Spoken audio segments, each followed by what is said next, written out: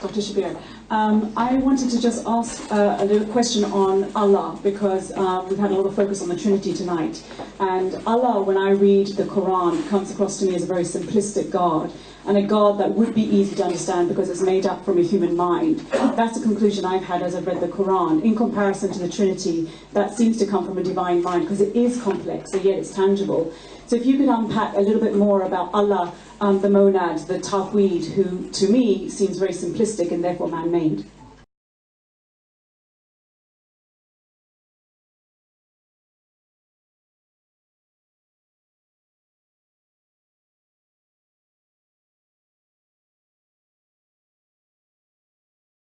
I want an answer. I want an answer. Thank you for that question. Contrary to Tawheed being simplistic, it is actually simple and clear, and Tawheed is what comes out not simply from a human mind, but this is the ultimate result of philosophical discussions between Muslims, Christians, and Jews in the Middle Ages. Thomas Aquinas and other Christian scholars worked out arguments for the existence of God, and they always arrive at the belief in one God, never a trinity, never more than one. He's always the first cause. There's always one who is the first, not a second and a third.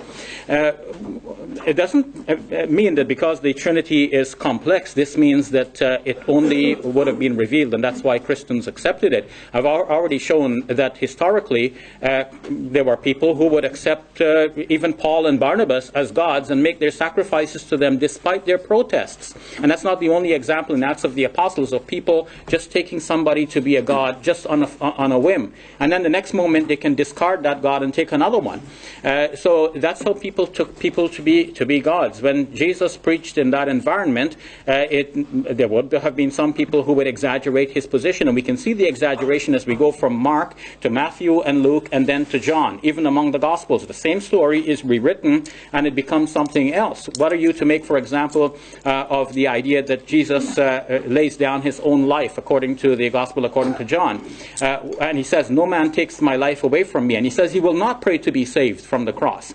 Whereas in the first three Gospels, he does pray. He says, "Let this cup pass away from me, yet not my will, but yours be done." So he does submit to the will of the Father, but he actually obviously has a different will, initially at least. Whereas in the Gospel according to John, he has no different will. He came into the world specifically for this purpose. This is his mission. He knows it from the start, and he's deliberately doing it. Nobody takes his life away from him. He lays it down of his own accord, and then he has been given authority also to take it up again. So it's a different story.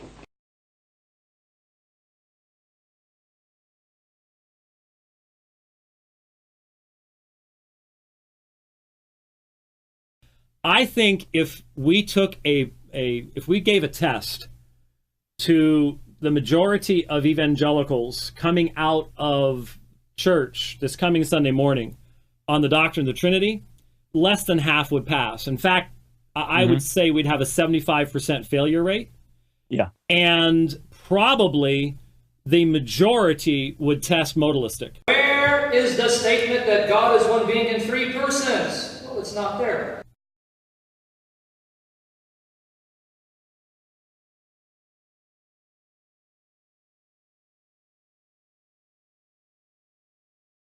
And I would agree with Tovia that if you approach this question simply on the basis of the Hebrew Bible, or what we would call the Old Testament, one wouldn't come to believe that God is a Trinity. And I would agree with Tovia that if you approach this question simply on the basis of the Hebrew Bible, or what we would call the Old Testament, one wouldn't come to believe that God is a Trinity.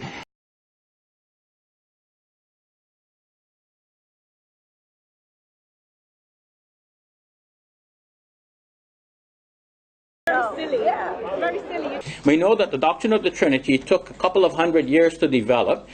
Christians got together in the Council of Nicaea in the year 325, and at that time they ruled that Jesus is very God of very God.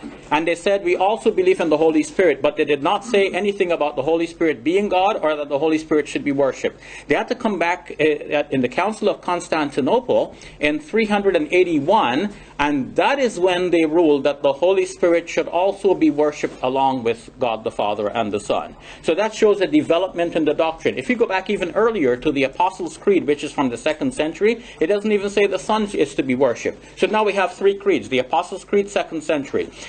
Council of Nicaea, early 4th century.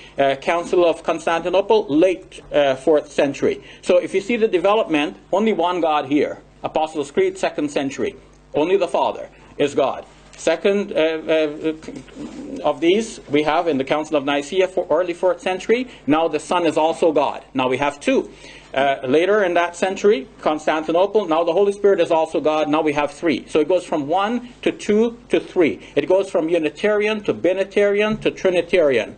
And still, I say Trinitarian with some qualification, because the idea that how these 3 can still be one, that this took more time to be worked out. That does not mean that some of the earlier church fathers did not have some inkling of this. Yes, there is development. I've shown that this development started even with the Gospel according to John, and even before the Gospel according to John.